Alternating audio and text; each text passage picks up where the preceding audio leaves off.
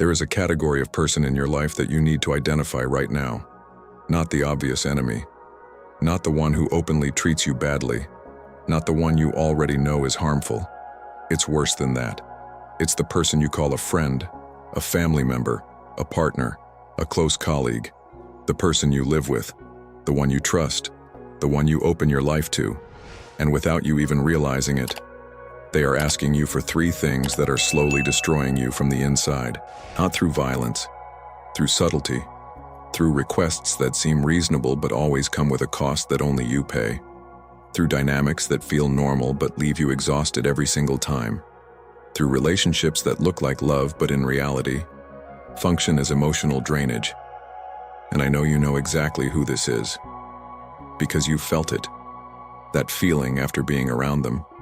Not lightness, not energy, not that sense of well-being that healthy connection brings, but heaviness, fatigue, something difficult to explain, as if you left the interaction smaller than when you entered it.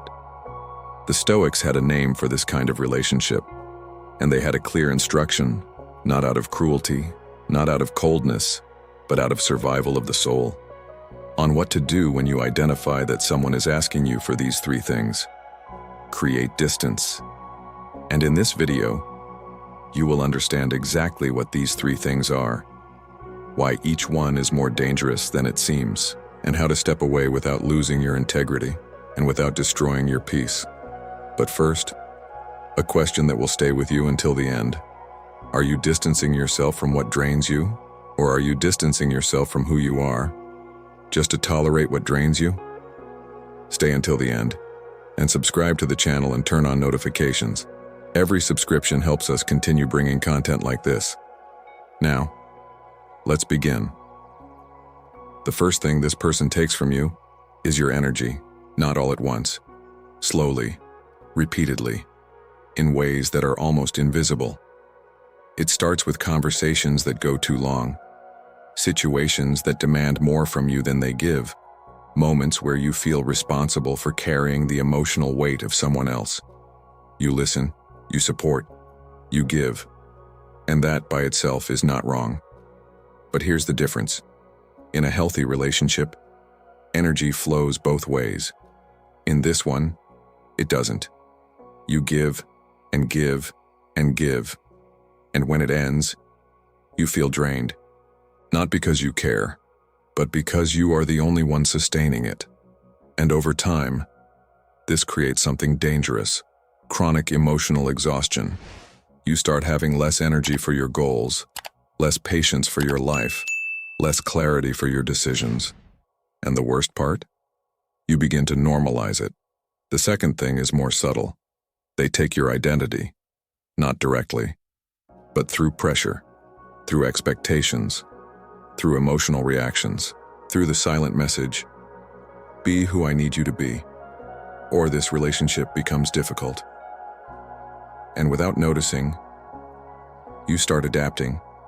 You speak differently, you act differently, you hide parts of yourself, not because you want to, but because it feels easier. Easier than conflict, easier than rejection, easier than losing the connection. But every time you do this, you move a little further away from yourself. And eventually, you don't even recognize who you are anymore. The third thing is your peace. This one is the most dangerous, because peace is not something you notice when you have it.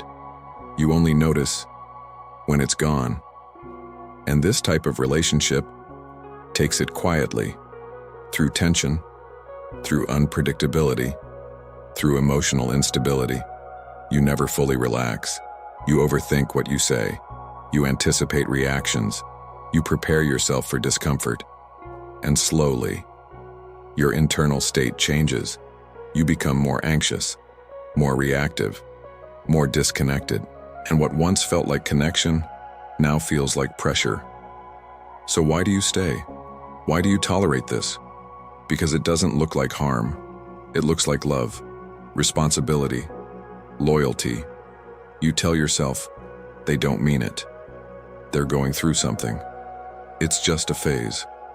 And maybe that's true. But here's the reality. Understanding someone's pain does not require sacrificing your peace. The Stoics were clear about this. You are responsible for what you allow into your life. Not everything deserves your access. Not everyone deserves your energy. And when something consistently disturbs your inner state, you must act, not with anger, not with revenge, but with clarity. And sometimes, clarity means distance.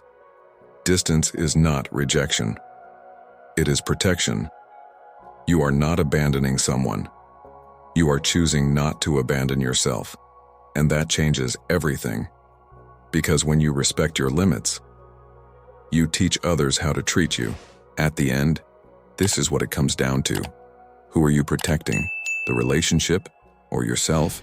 Because one of them is costing you more than you realize.